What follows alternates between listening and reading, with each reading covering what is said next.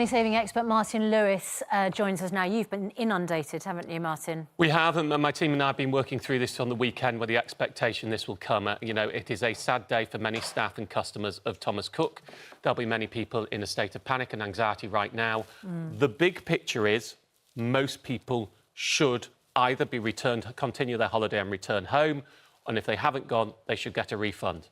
That isn't to say, though, and we can't stick to the official line because it would be wrong. There won't be some sticky situations and there won't be some people who fall through the cracks. And I think the question is how you navigate through that right now is where we are. OK, so lots of people getting in touch. Natalie on Facebook, we're due to fly home from Crete to Bristol tomorrow. We've heard nothing.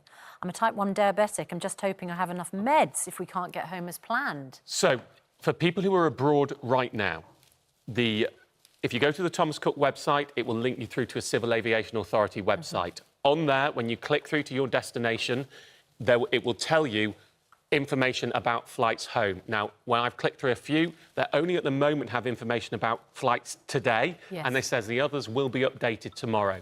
This is a full-scale CAA repatriation. Everybody who's abroad, and interestingly, only those who have ATOL protection technically should be flown home, but the government seems to be flying everybody home who has flight only. There will be a few people in a few destinations who will not have flights back, and then they're being asked to book by themselves and reclaim the cost. So flying home should work for everybody, should get home. But I do have to put a caveat in. This is the biggest ever repatriation and refund operation we've seen. Everything will hopefully go smoothly, and the CAA has a helpline if it doesn't. I was very worried about people. I mean, I'm worried about everybody, but particularly if you have invested a lot in a wedding, you know, the sort of, you know, the most kind of precious moment. John says, I'm getting married 5 weeks tomorrow in Mexico. 90% of guests have booked through Thomas Cook. Looks like my mum, my sister, and my whole family won't be able to come. Now, if it's 5 weeks, you should be able to get an alternative, but I suppose the cost is now... Well, costs will go up because, you know, supply and demand means that costs will go up when there is And nobody's going to compensate you for that, are they? No, unless you have wedding insurance, which isn't something I normally suggest people get, but a wedding abroad, you may want to have it. You want to look at your wedding insurance. So let's just go through some of the other routes for people who haven't travelled yet. If you haven't travelled yet, if yours is an ATOL-protected holiday, you should get a refund. Anybody who booked flight only is the risk where it may not be ATOL-protected. If it's not ATOL-protected, well, a lot of people are saying travel insurance. That's going to be unlikely. Most travel insurance policies don't include travel firm collapse cover. A few do, most don't. So you won't get it back from then. Your next protection is how you paid.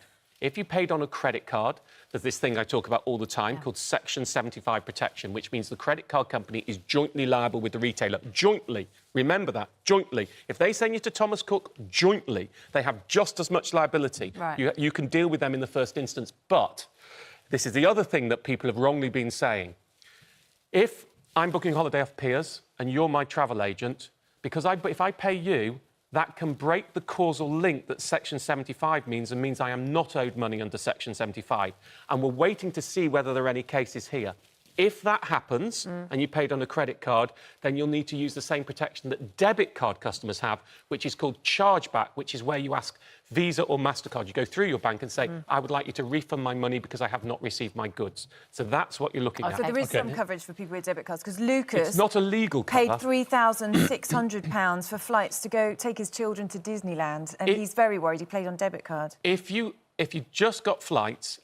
so you don't have any other protections out there, check your other protections, check your travel insurance first, then you can go to the debit card company and ask it to do a chargeback, and you should get the money back. You know what also, Marty, has done? I mean, this raises, every time anybody books any holiday now in this way through any of these tour operators, make sure you know your rights, actually, when you book. No bad thing to make yourself more eligible. And if anyone's paid on cheque or cash...